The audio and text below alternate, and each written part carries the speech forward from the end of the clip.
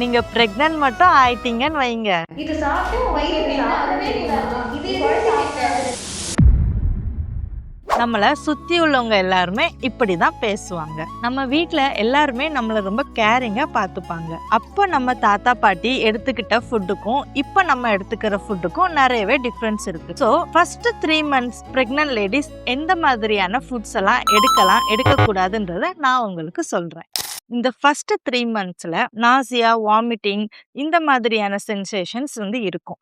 தினமும் ஏதாவது ஒரு நட்ஸ் எடுத்துக்கிட்டீங்கன்னா இந்த மார்னிங் சிக்னஸ்ல இருந்து நம்ம கொஞ்சம் கண்ட்ரோலிங்கா இருக்கலாம். ஸோ இந்த பீரியட்ல ஒரு 4 நியூட்ரியன்ட் ரொம்பவே முக்கியம். அது எதெல்லாம்ன்றத நான் சொல்றேன், நோட் பண்ணி வச்சுக்கோங்க. ஃபர்ஸ்ட் புரோட்டீன், அயன், கால்சியம், அப்புறம் ரொம்பவே முக்கியமானது ஃபாலிக் ஆசிட். ஃபர்ஸ்ட் புரோட்டீன் பார்த்தீங்கன்னா எக்கு, மில்க்கு, கர்டு, கொழுப்பில்லாத மீட்ஸு இது எல்லாமே புரோட்டீன்ல ரொம்பவே ரிச்சா இருக்கும். அதுக்கடுத்து அயன். அயன் சத்து ரொம்பவே அதிகமா இருக்கிறது கீரைகள், டேட்ஸ், பீட்ரூட் இதுல அயன் சத்துக்கள் ரொம்பவே ரெகுலரா இருக்கும். கால்சியம். கால்சியம் பார்த்தோம்னா ராகி, மில்க், ஆல்மண்ட்ஸ் இதெல்லாம் நீங்க ரெகுலரா எடுத்துக்கிட்டீங்கன்னா உங்களுக்கு கால்சியம் சத்து கண்டிப்பா கிடைக்கும். முக்கியமானது ஃபாலிக் ஆசிட். இது ரொம்பவே ரிச்சா இருக்கிறது ஸ்பினாச், ஆரஞ்சஸ், கிரவுண்ட் நட்ஸ் இதுலலாம் ரொம்பவே ரிச்சா இருக்கு. ஃபர்ஸ்ட் 3 monthsக்கு நான் இப்ப சொன்ன மாதிரியான ஃபுட்ஸ் எல்லாம் எடுத்துக்கிட்டீங்கன்னா பேபியும் மதருக்கும் தேவையான நியூட்ரியன்ஸ் கண்டிப்பா கிடைக்கும். ஸோ